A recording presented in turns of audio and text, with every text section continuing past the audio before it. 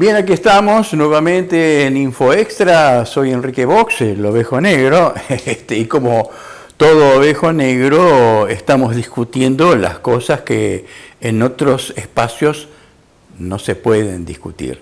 Le voy a preguntar ahora a Carlos Balmaceda respecto de su investigación sobre los casos de suicidios de hombres en función de las falsas denuncias. Bueno, yo le llamo los varones linchados, y de hecho a una columna semanal que se llama El varón linchado, y son casos de suicidios inducidos por escrache. Al escrache me interesa señalarlo siempre como un instrumento paralegal, masivo, cobarde, anónimo y fascista. Porque no nos olvidemos que el escrache ha sido sacralizado al punto de que ha habido talleres de escrache en el Nacional Buenos Aires, en Pellegrini, en los encuentros nacionales de mujeres, es decir, se lo consideró un instrumento de justicia, digamos, de alguna manera, se lo puso a la altura de un recurso legal, y es espantoso esto, no podemos naturalizar esa cuestión. El escrache, además, pensemos lo siguiente, el antecedente histórico en la sociedad argentina es el que ocurre con la agrupación Hijos. La agrupación Hijos lo hace en un momento en el que no hay justicia posible con los genocidas que cometieron delitos de lesa humanidad. Entonces era bastante lógico, bastante necesario que se procediera así, y además ese escrache estaba absolutamente sistematizado. Digamos, había una suerte de pre-escrache, el escrache propiamente dicho, y un post-escrache, que era como una suerte de control de daños, a ver qué había pasado con esa concientización, porque básicamente a lo que apuntaba el escrache era concientizar a un barrio de que allí habitaba un asesino de lesa humanidad. En ningún caso, ninguno de estos asesinos se suicidó, por ejemplo, y ahí hay una gran diferencia, ¿sí? Y además, insisto, eran asesinos que en ese momento, en ese contexto histórico, no iban a ser condenados, aunque estaban todas las pruebas ya determinadas de su culpabilidad. Pero no había procesos. Luego los hubo y los escraches cesaron como tal. Acá el escrache, además, porque también se dice muy ligeramente, esto es un escrache, esto también, etc. En realidad es algo que hoy por hoy puede iniciarse en una red social. De hecho, digamos, lo que yo llamo la lista de varones linchados se inicia con Fernando Cuestas Garzón, que se cumplieron ahora 4 años de su suicidio. Es un profesor de tenis, candidato a concejal por Unidad Ciudadana, que es acusado por una chica que se llama Camila Bambarde, que no usa siquiera su nombre completo en la acusación, en una red social, en Facebook. Y es una denuncia que no lleva más de 10 líneas, en un sitio que ni siquiera era especializado, digamos, en algún tipo de denuncia. Esto también, digo, hay que resaltarlo porque también se destaca de esta manera, primero esto que estamos diciendo, ¿qué es un escrache?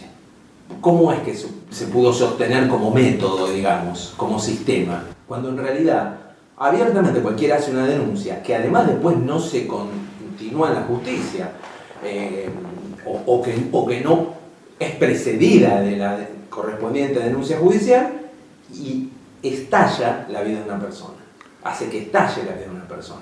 Entonces, acá me parece que es importante, primero esto, porque, insisto, se naturalizó, se lo plantea como un instrumento de justicia popular, digamos, y las consecuencias son gravísimas. Porque además, a ver, yo tengo listados 14 suicidios, pero estos 14 suicidios, es la lista de un particular, artesanal, muy parcial, extraídos de algunos sitios marginales de internet. Es decir, que la lista puede ser mucho más extendida, porque yo no soy ni un organismo oficial ni una fundación, soy un particular diciendo esto. Entonces, acá hay un tema. Pero luego tenés a todos aquellos que, sin llegar a esa terrible consecuencia, esa conclusión, han sido de todas maneras dañados y son hoy muertos civiles. ¿Sí? Hay muchísimos, muchísimos. Bueno, ¿te puedo decir uno? Sí. Hace unos años se hizo bajar de un avión francés en territorio norteamericano, violando leyes internacionales, porque la policía de Estados Unidos no puede, la policía de un país no puede entrar en un avión de otra bandera y secuestrar gente adentro del avión. Lo sacaron del avión al que era en ese momento presidente del Fondo Monetario Internacional. Dominique Strauss-Kahn. Exactamente. Y candidato puesto a presidente de Francia. o sea que, digamos, qué fácil que es sacarse de encima a un candidato a presidente que tenía los números puestos para ser presidente de Francia. ¡Qué fácil! Y doctora, ¿en qué terminó eso? Terminó en un juicio donde terminó en cierta duda, luego terminó suelto, pero en realidad la carrera de él terminó. Claro, claro. Se arregló con unos pesitos, que era lo que se ambicionaba de principio, y nada más. Bueno, ahí tenemos un ejemplo muy claro, y desde el ejemplo de Strauss-Kahn al de un militante de la Cámpora que se termina suicidando, Emanuel Gómez, lo veo muy parecido.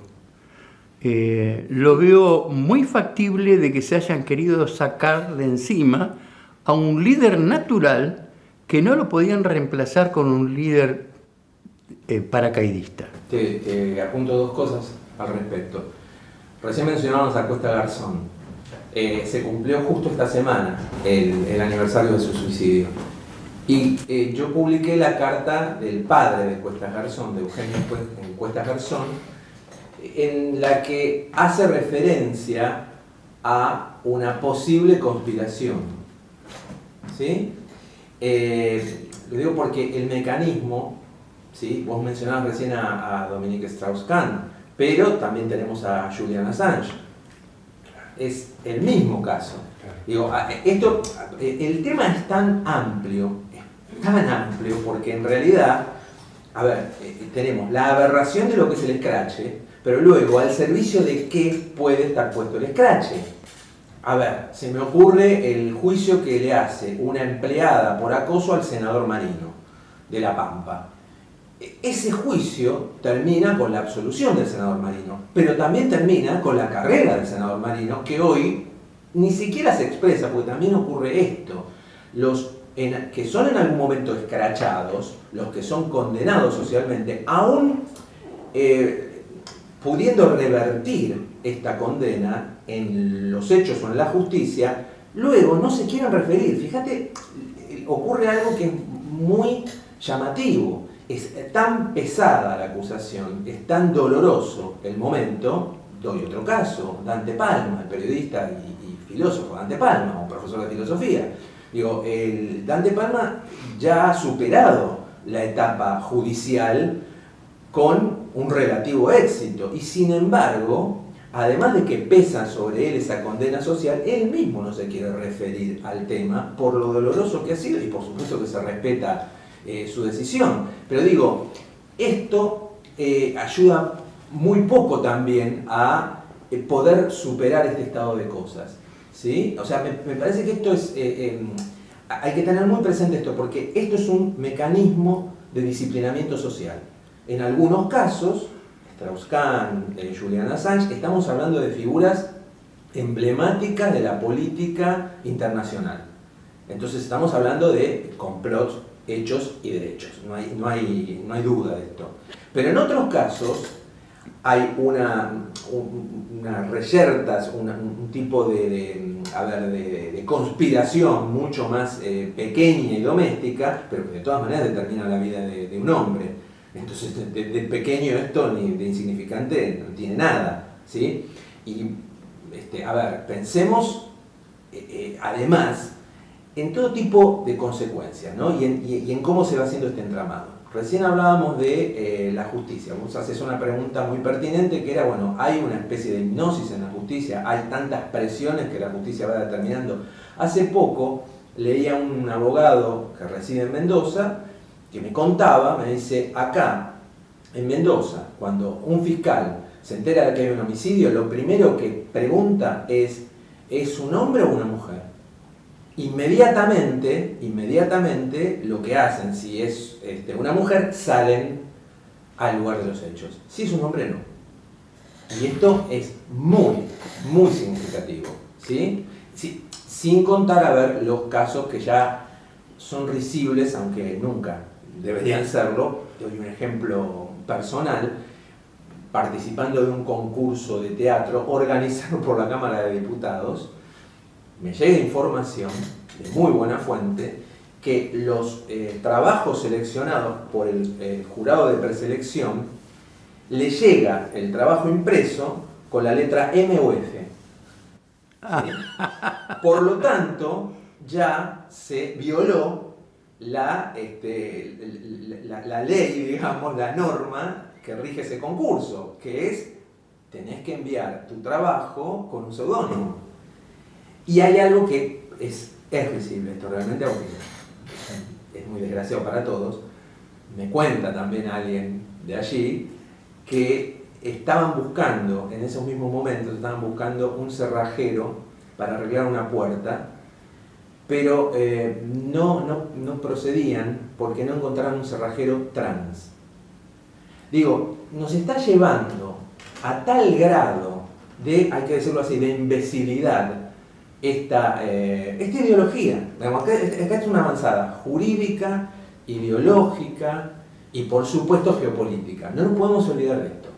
No nos podemos olvidar que, recién lo mencionábamos a D'Artés. D'Artés es denunciado por una ONG nicaragüense que pierde su personería jurídica en el intento de golpe de Estado contra Daniel Ortega de hace 3 años, cuando más o menos se produjo esa denuncia. No nos podemos olvidar de esto. Y esto más allá de si D'Artés es o no culpable, ¿eh?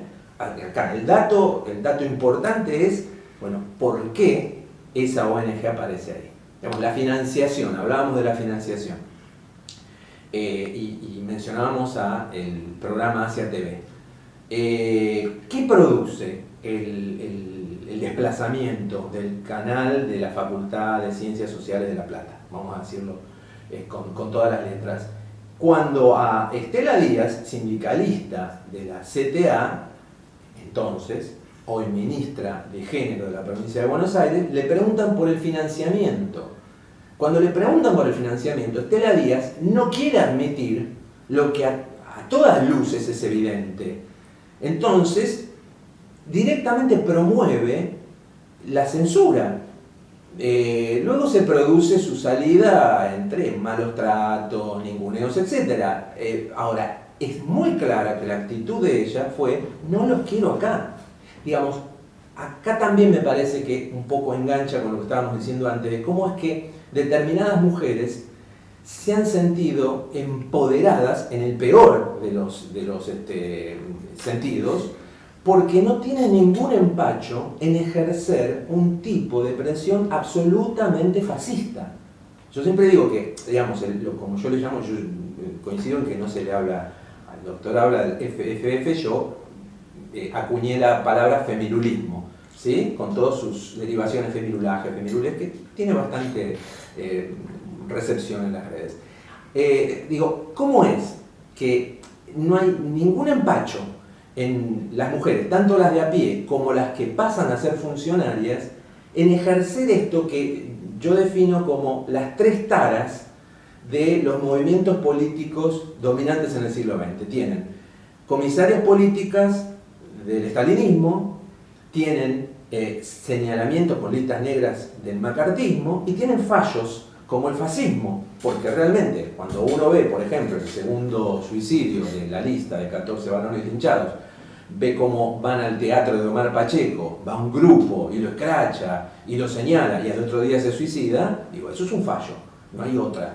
Entonces, digo, hay que empezar a decir las cosas con esta contundencia, que sabemos van a ser absolutamente resistidas, hay que decirlo también con mucha calma, porque también la gran trampa es, ahí está la violencia, recordemos que también hay toda una nomenclatura para esto. Lo que estamos haciendo ahora, por ejemplo, se consideraría backslash, es decir, la reacción conservadora tiene una denominación, es el backlash.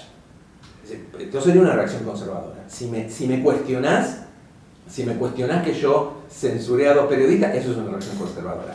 Explicarle demasiado a una mujer con cierto tono de superioridad es un mansplaining, ¿sí? Y así es como llegamos, por ejemplo, con el tema de hablando de funcionariado que se va formando, nuestra ministra de Género de Nación, Elizabeth Gómez Alcorta, implicada en una falsa denuncia de violación, en donde es abogada creyente.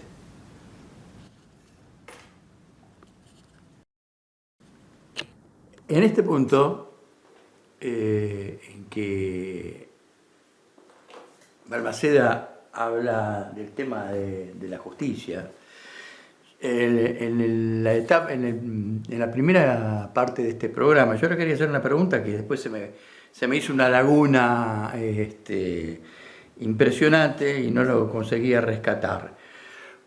¿Por qué, doctor, los que hasta hace poco eran abogados compañeros garantistas, de pronto pisan la cáscara de banana y van a parar al carajo del te creo hermana?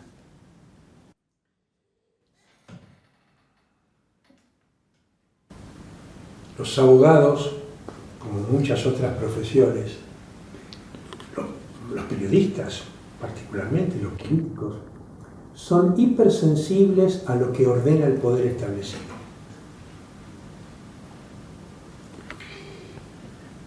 Hoy en día,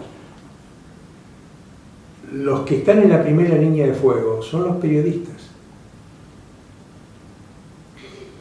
Yo recuerdo, cuando estalla el caso de D'Artés, que el doctor Burlando era el defensor de D'Artés, le decían algo así: ¿cómo vas a ser el abogado de un violador criminal canalla?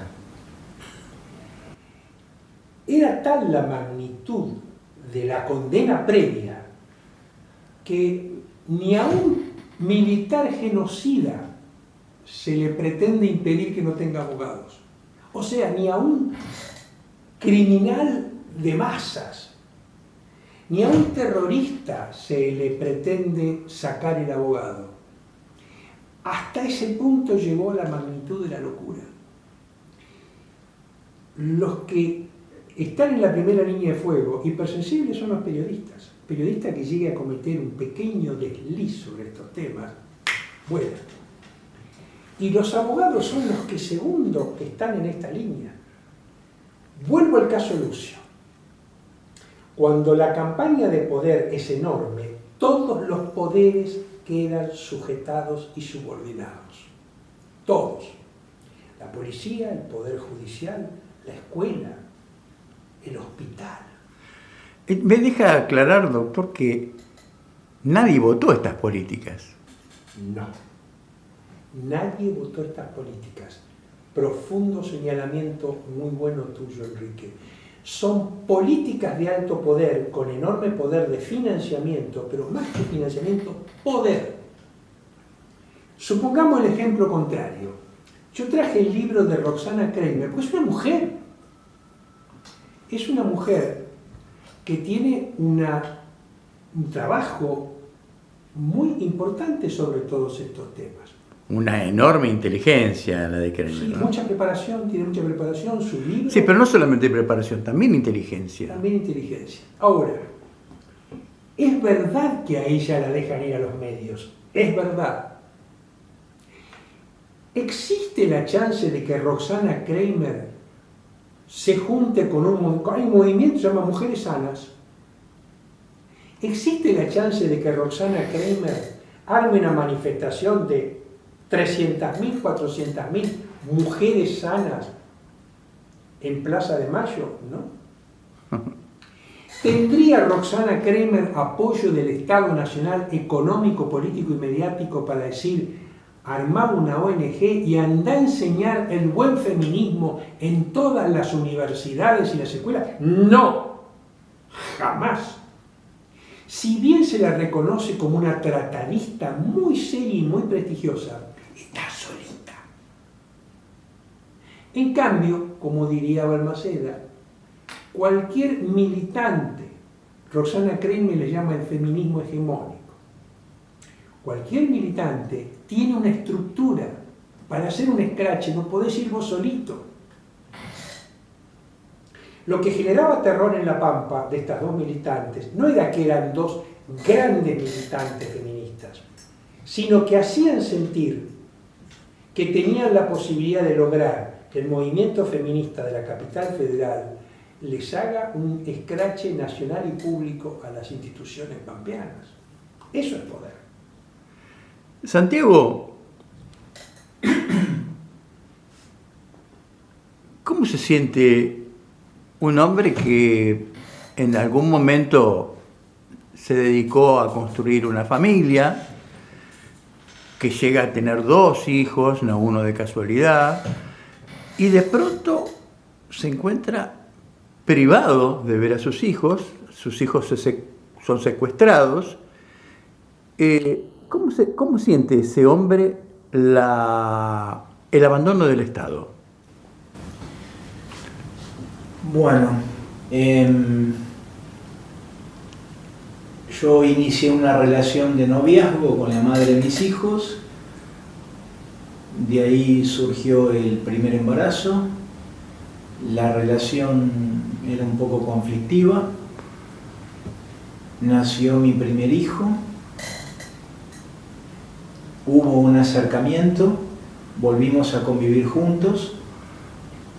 De ahí surgió el segundo embarazo. Mis hijos tienen una diferencia de 1 año y medio, son seguidos. La relación siguió siendo conflictiva y la madre de mis hijos viaja a Brasil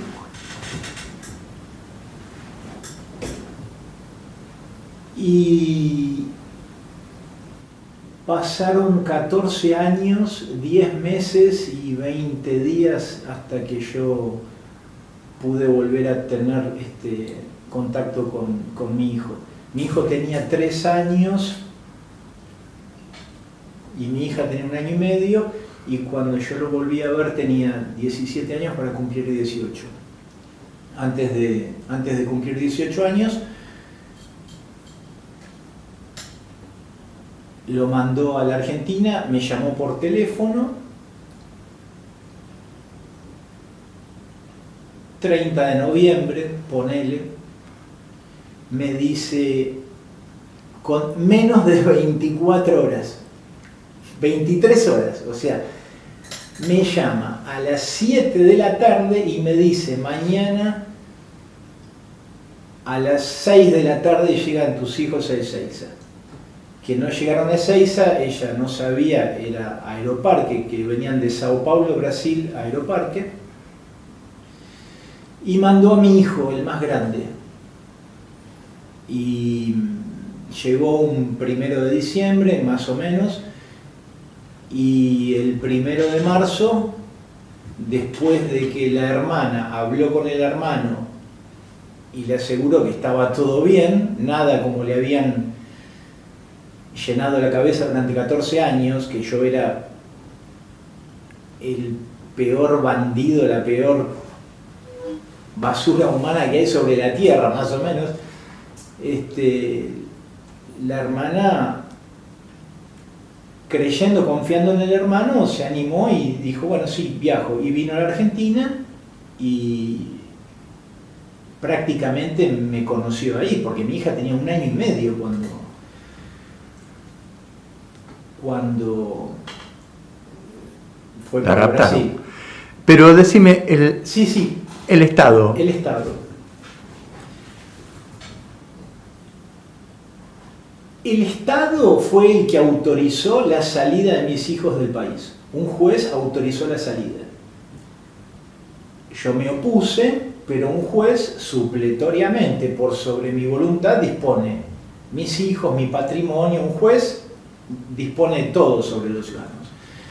Ese juez autorizó un viaje al exterior por un año, con obligación de regreso, o sea, por un año, y con la obligación de facilitarme 2 pasajes aéreos para que yo pudiera viajar y en ese año verlos en 2 ocasiones. Eso no se cumplió, el regreso no se cumplió, pasaron 14 años.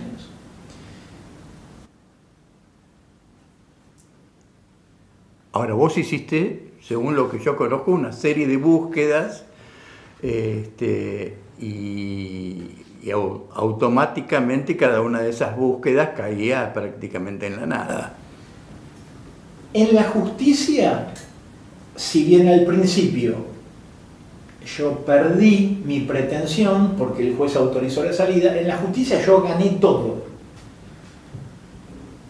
Hubo una apelación a la Cámara ordena la inmediata restitución de los niños a su país de origen, ambos argentinos, que se libre un exhorto diplomático a Brasil,